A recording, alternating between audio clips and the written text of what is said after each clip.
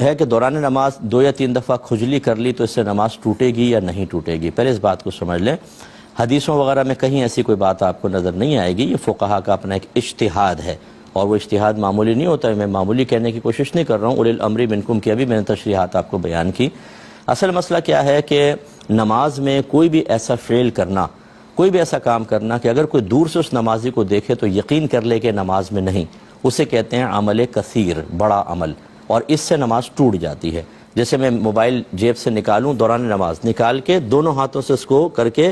پھر جیب میں رکھوں، جب تک میں دونوں ہاتھوں سے کر رہا ہوں کوئی بھی دیکھے گا کہ یہ نماز میں نہیں، اسے عمل کثیر کہتے ہیں جو نماز کے فساد کا سبب بنتا ہے۔ اور اگر میں کوئی نماز میں ایسی حرکت کروں جو نماز کی اصلاح وغیرہ کی نہیں ہے، لیکن دور سے دیکھنے والا یہ یقین نہ کرے کہ نماز میں نہیں، بلکہ شبہ شاید ہو شاید نہیں، جیسے ہاتھ یوں نکالا موبائل، ایک ہاتھ سے بند کر رہے ہوتے ہیں، بعد وقت رنگ ٹون بن جاتی ہے، بند کر کے اسے رکھ لیا، اب دور سے دیکھنے والا شبہ میں رہے گا نماز میں ہے کہ نہیں، اسے عمل قلیل کہتے ہیں، اور اس سے نماز فاسد نہیں ہوتی۔ اگر اس صحیح ضرورت کے تحت ہے تو مکروہ بھی نہیں ہوگی، ورنہ تھوڑی سی کراہت پیدا ہوتی ہے۔ یہ آپ بات سمجھ گئے۔ اب فقہا نے یہ فرمایا کہ اگر ایک رکن میں جیسے قیام ہے 3 دفعہ ہاتھ اٹھا کر کوئی کھجا لیتا ہے، 3 دفعہ ہاتھ اٹھا لیتا ہے تو یہ عمل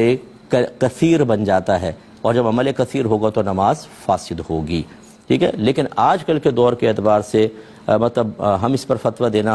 پسند نہیں کرتے ہیں۔ وجہ اس کی یہ ہے کہ جو ہمارے بچے نماز پڑھتے ہیں کالج کے، اسکول کے، آپ ان کو دیکھیں ایک ایک رکن میں 10 بار ہاتھ اٹھاتے ہیں۔ اس کا مطلب یہ نہیں ہے کہ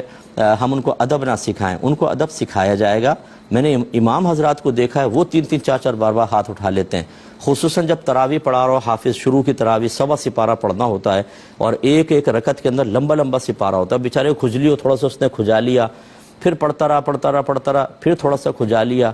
پھر پڑھتا رہا، پھر کھجا لیا، تو کون اس کو دیکھ کے یہ کہے گا یہ عمل کثیر ہے؟ تو لہٰذا فقہا نے ضرور لکھا ہے، اور بہت ہی اچھی نیت کے ساتھ لکھا کہ جب ہم اس پہ فساد کا حکم دیں گے تو لوگ ڈریں گے اور بڑے ادب سے نماز پڑھیں گے۔ لیکن اب ماحول بدل گیا ہے، اب جو ہیں وہ لوگ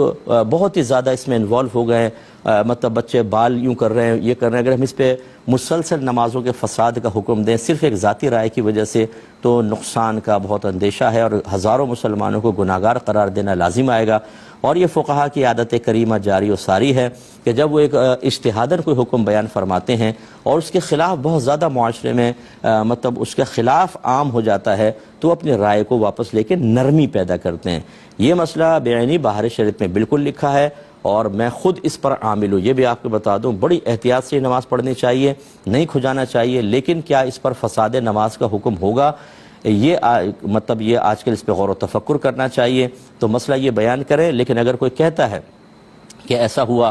میرے ساتھ کہ میں نے کئی دفعہ ہاتھ اٹھا لیا تھا تو کیا میری نماز ہوئی کہ نہیں ہوئی، تو اس کو مایوس کرنے کے بجائے میرا مشورہ یہ ہوتا ہے کہ میں ایسی کرتا ہوں کہ میں کہتا ہوں کہ آپ اللہ کی بارگاہ میں توبہ کریں، آئندہ احتیاط کریں۔